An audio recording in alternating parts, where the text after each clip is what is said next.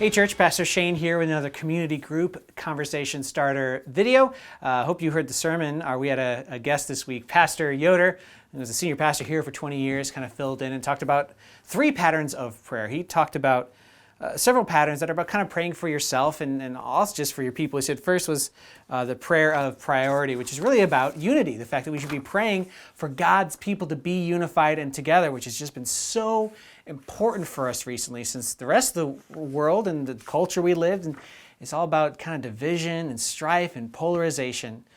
And so we should be praying the same way Jesus prayed. When he prayed his prayer, God the Father, that his people would be unified, we should be engaged in that same kind of prayer as his people.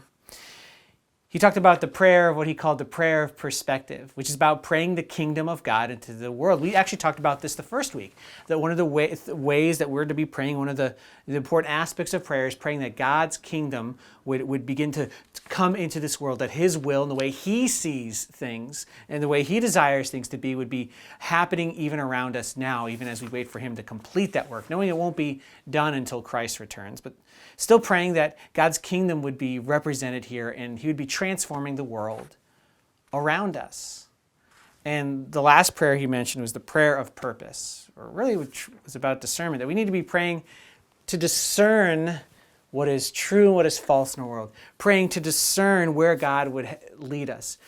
Pray with discernment, not just how to interpret the things that are happening around us in the world, but even more importantly, how we should react to them. How we should react as Christians with the love of God to one another, in sharing the gospel, in trusting in God. Just praying for discernment. Lord, how should I respond to the things that are happening around me?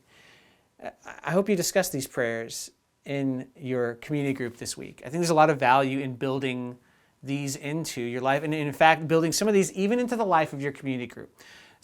So talk about that. Where are these missing in your life? And how could your community group be praying for some of these exact things? Not just once in a while, but every week together as you see life happening around you. We'll see you soon.